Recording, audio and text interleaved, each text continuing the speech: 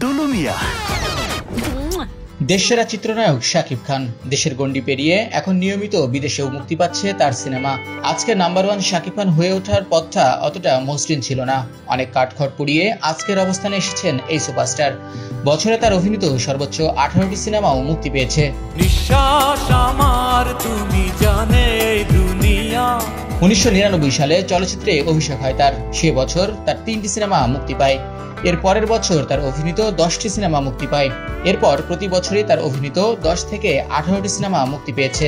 2015 সালে এসে এই ধারাবাহিকতায় ছন্দপতন ঘটে। 2019 সালের পর থেকে শাকিব খান অভিনীত সিনেমার মুক্তি প্রায় তলানিতে ঠেকেছে।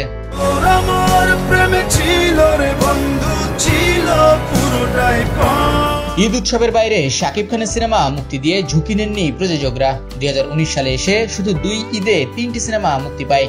2020 সালে 2টি, 2021 সালে 1টি সিনেমা মুক্তি পায়।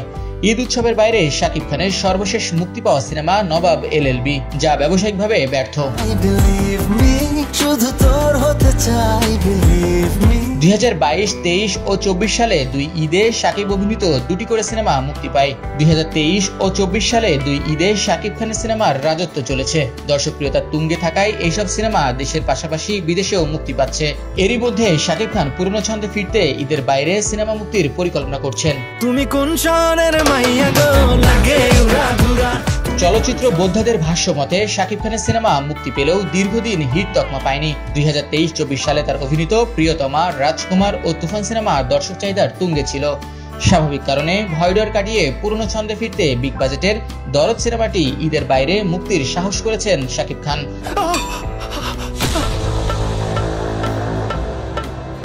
এছাড়া ঈদ কেন্দ্রিক সিনেমা মুক্তির কারণে তার হাতে সিনেমার সংখ্যাও কমে যাচ্ছে। স্বাভাবিক কারণে ঈদের বাইরে তার সিনেমা মুক্তি দিতে হচ্ছে। পাইপলাইনে থাকা সিনেমাগুলো ঈদকে সামনে রেখে নির্মিত হচ্ছে বলেও শোনা যাচ্ছে। টানা প্রায় 4 বছর পর ঈদ বা উৎসবের বাইরে মুক্তি পাবে শাকিব খানের দরদ সিনেমাটি। এবার দেখার পালা ঈদ বা উৎসবের বাইরে শাকিবকে দর্শকরা কতটা গ্রহণ করেন। কি নাম তোমার? দুলু মিয়া। দরদ সিনেমা নির্মাণ করেছেন অনন্য মামুন। আগামী সেপ্টেম্বরে সিনেমাটি মুক্তির পরিকল্পনা করছেন বলে নিশ্চিত করেছেন। তিনি জানান 15 জুলাই থেকে প্রচারণা শুরু করবেন। বাংলাদেশের পাশাপাশি বিশ্ববাজারে ভালো কিছু করায় দরদ সংশ্লিষ্টদের পরিকল্পনা।